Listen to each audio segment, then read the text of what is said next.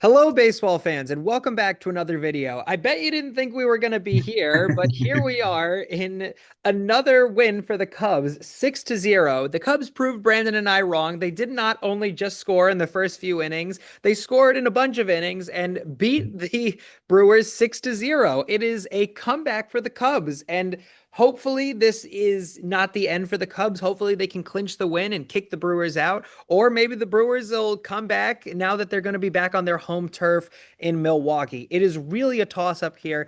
And Brandon, I know you and I had this conversation of there's this Cubs curse that they come back and then they kind of poop the bed at the last minute and get everybody's hopes up. But what's your thoughts after this game and what could happen in the near future?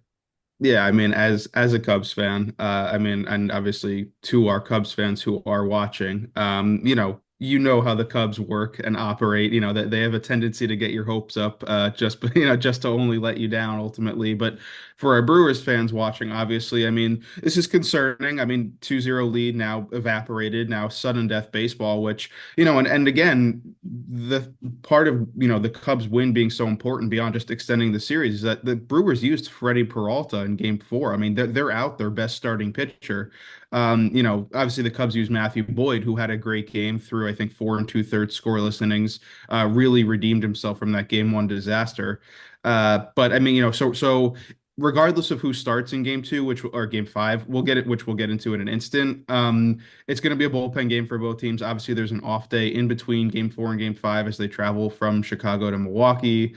It's going to be all hands on deck. It's sudden death baseball. The Cubs were here last week. They've played under this pressure already. The Brewers obviously have not. They had the bye in the wild card round, so maybe in that sense it's edge to the Cubs, but obviously being back on in American Family Field is definitely an advantage for the Brewers, especially since the home team has won all 4 games in this series already. So it's going to be fun. It's I'm glad we're getting a Game 5, but both teams are definitely on working on fumes right now. Yeah, it's really interesting. I made the comparison a while ago that this is the Cubs really tiring the Brewers out at this point, and that Mhm. might be the case here, where we have people really heating up, like Michael Bush, like Ian Happ.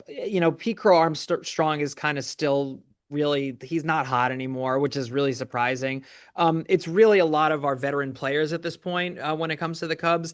And as for the Brewers, you still have people like Jackson Chorio and Christian Yelich just kind of holding down the fort. But again, the last game 6-0 was not a good example of the Brewers' strength against the Mhm. Cubs. And again, now that they have a day of rest and they'll come back, hopefully for the Brewers, they can kind of turn it around here. Again, being it sudden death, the Yeah. hope is being back on your home turf. Tensions are pretty high right now. Yeah, for sure. I mean, obviously, margin for error is evaporated for both teams. It's worth pointing out, obviously, that the Cubs have scored in the first inning of every single game in this series. The Brewers had scored in the first inning of the first 3 games, obviously, before getting shut out in Game 4. So, again, we expect probably early fireworks right now. Given where things stand, it sounds like Shota Imanaga is going to take the start for the Cubs. Obviously, he's going to have a very short leash.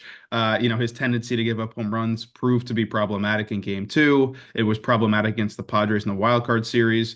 If he gets the start, Craig Counsell will be very, very tight with, as soon as trouble arises, Imanaga is going to be out of the game and the Cubs bullpen is going to take over, which isn't a huge issue right now because Aaron Savali, Michael Soroka, Ben Brown to an extent, Colin Ray, all those long relievers are going to be, relatively fresh, and they'll be ready to pitch multiple innings if needed. So, in that sense, advantage to the Cubs. Obviously, the Brewers were not exactly sure who the starter is going to be. It sounds like maybe Jacob Misiorowski, but again, obviously, rookie pitcher. He's had his command issues. If he does get the start, Pat Murphy will certainly have him on a short leash as well. So, it's going to be a bullpen game, a lot of pitching changes.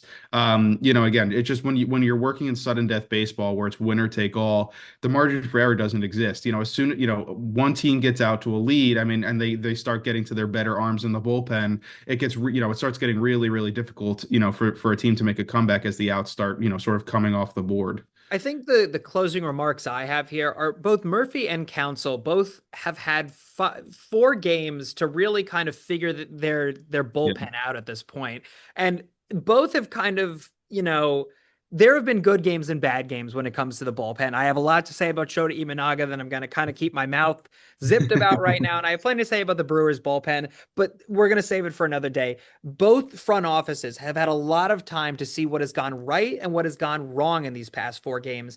And like you said, both are going to keep their bullpens on very short leashes. If anything goes wrong, they're going to put in somebody else. And in the first 2 or 3 games, that was not the case.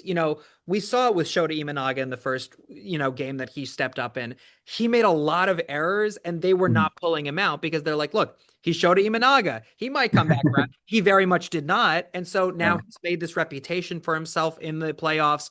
It's the same with the Brewers. So we'll see what happens. Do you have any closing remarks as we come into the final round here between the Brewers and the Cubs? It might as well be the final death. Obviously, whoever loses goes home. Yeah, I mean, look.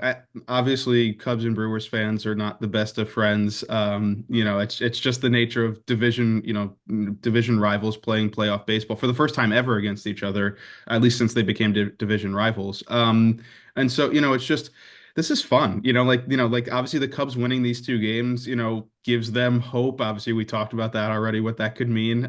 But it's just, like this is what it's all about. Like this is, it's tough to play a 162 game season and then it all comes down to just 9 innings. If it goes to extras, maybe longer. But, it's a situation where, it's really, you kind of have to throw like obviously you can't throw scouting reports out the window, but this is where like leadership and like that championship DNA and all those intangibles that people talk about that really don't seem all that important, like during the regular season. That's where this comes into play. Like that's when having for the Cubs, Dansby Swanson, a guy who's won a World Series with the Braves, that's where he matters. That's where, he's really going to be able to pull the team aside and say, like, hey, like, this is what we need to do to get ready. Obviously, the Brewers are a younger team. They have obviously a lot of great players who have been in the postseason before, but maybe, not as many, maybe championship veterans. So we'll see what happens on that front. Obviously, it's sudden death baseball. Anything can happen. But as always, we'd love to hear your thoughts on this topic. How you feeling going into Game 5? Who do you think has the edge? Obviously, the Brewers are at home.